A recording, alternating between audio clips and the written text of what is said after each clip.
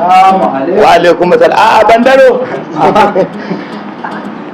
Ya kuma naga kai ba buga ko wanki ba, naga kana shirya kaya a jaka. To gari zan bari.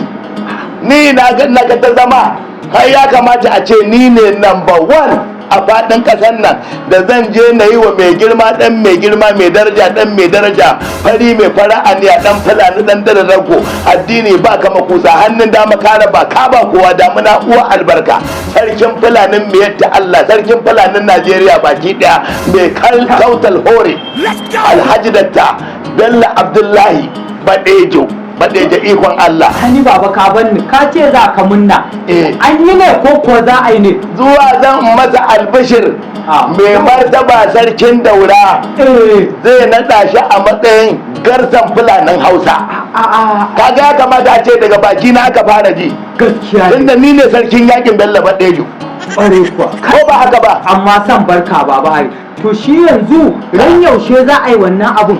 Yanzu zuwa zan masa albishir an bashi kuma shi da kansa zai sa rana ya ce rana kaza za a zo a yi naɗin gagarumin naɗin wannan sarauta a daura. Gaskiya. Kuma al'ummar malumfashi al'ummar kwantuwa al'ummar baɗari da duk wata karamar hukuma da suke za a katsina su ne masa murna su ne masa barka da zuwa suna taya shi murna kuma nan daga Kano ana taya shi murna domin shi mai girma Alhaji da Bello Abdullahi Badejo mutum ne mai san mutane mai iya mu'amala.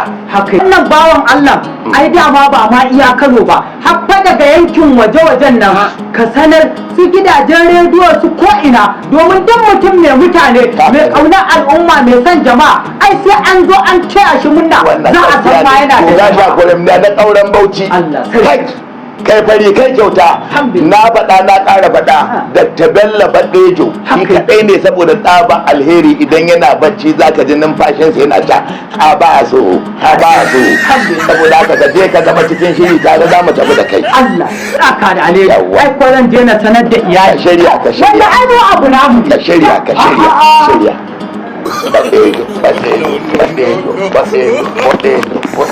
Badejo, yadda Allah